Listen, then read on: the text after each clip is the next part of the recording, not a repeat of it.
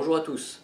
Dans cette vidéo, je vais à la demande d'un client modifier une aumônière en lui rajoutant une poche à l'intérieur de celle-ci.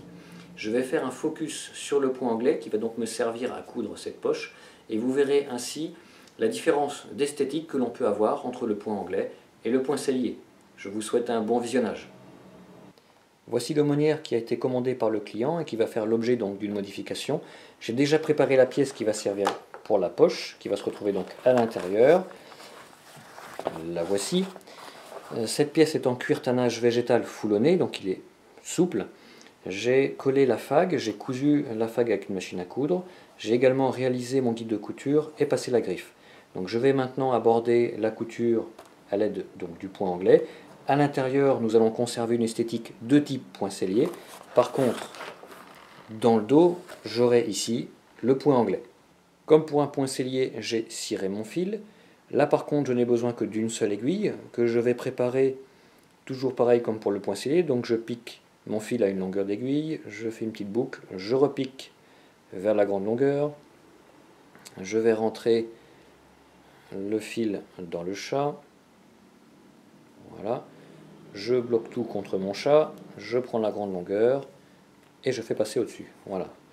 À l'autre extrémité, je vais simplement réaliser un petit nœud.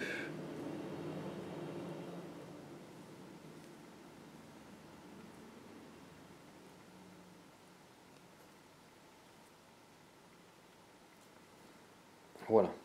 Je suis pareil pour la couture.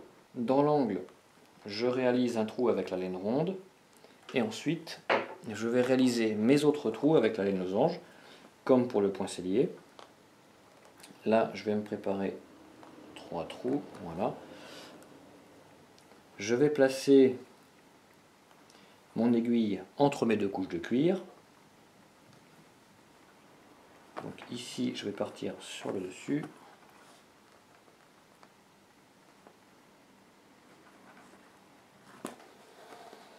Donc le nœud va me servir à bloquer mon fil.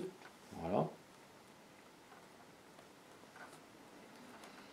Je remonte, je retourne dans le premier trou. Et là, l'esthétique du point anglais va apparaître parce que derrière, je vais arriver directement sur le troisième. Donc je fais un pont de 2 points. Voilà, j'arrive directement sur le troisième. Ici, le côté où je perce, où je travaille, je ne vais à chaque fois que remonter. Je vais remonter à chaque fois d'un point. Par contre, derrière, je fais un tour de 2. Vous voyez, ici, donc là on ne voit pas très bien, mais j'ai un trou central. Je sors du premier trou, je vais directement au troisième.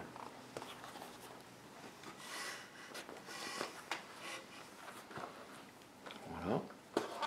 Donc là, la subtilité.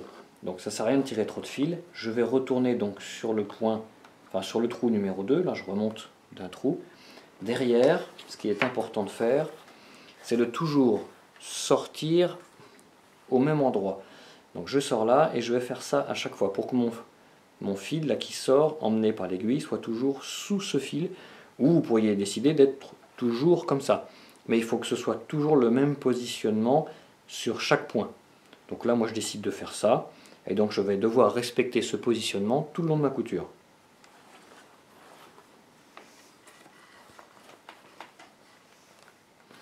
Donc je fais passer mon fil, je prends l'aiguille, et ce que je vais faire aussi là maintenant, c'est que je vais tirer le fil qui se trouve derrière.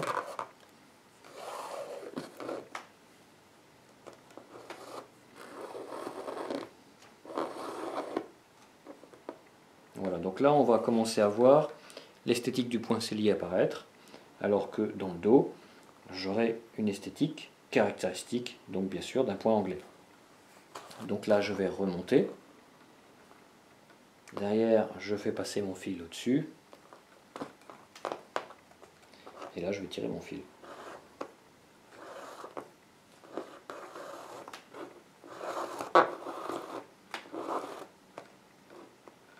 Voilà. Donc là, on voit bien l'esthétique, on va dire, traditionnelle d'un point sellier, c'est-à-dire ce point incliné. Par contre, dans le dos, ça va être très différent. Je vais avoir à chaque fois un point double entre guillemets. J'ai mon fil qui fait le trajet pour l'équivalent de 2 points.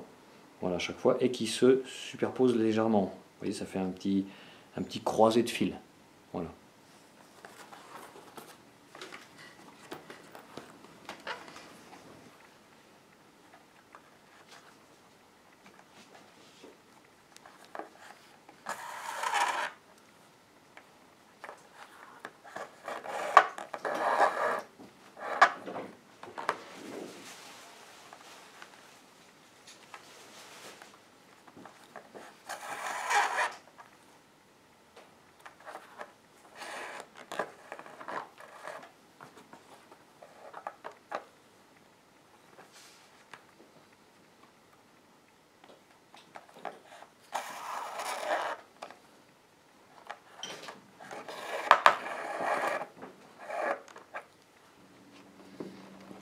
Perce avec la laine me sert de guide, je fais passer mon aiguille, là je tire mon fil, mais je garde une petite boucle dans les doigts, je remonte sur le trou précédent là, et je fais passer mon fil sur l'aiguille.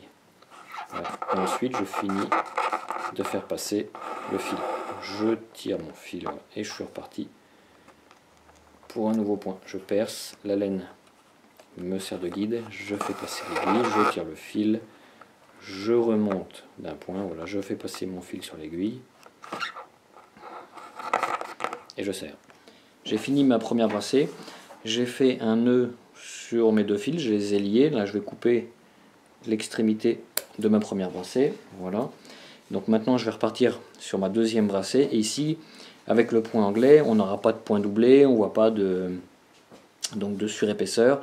Donc là l'avantage c'est que je peux m'arrêter un peu où je veux, de toute façon ça ne se verra pas. Donc mes nœuds vont se retrouver cachés en dessous,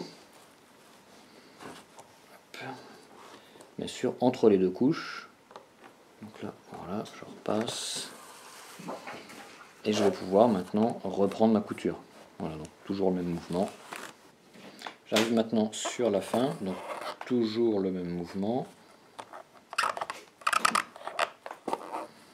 Et je vais, comme tout au départ, en fait, je vais ressortir là, voilà, entre les deux couches. Je vais refaire un nœud au bout de mon fil, cacher tout ça entre mes deux couches de cuir, taper ma couture, et ce sera terminé. Donc voici l'esthétique du point anglais vu dans le dos. Donc l'avantage de cette couture, c'est qu'elle permet d'avoir une autre esthétique que mon point sellier. Ici, ça aurait fait un peu doublon de me retrouver avec encore une couture de type point sellier.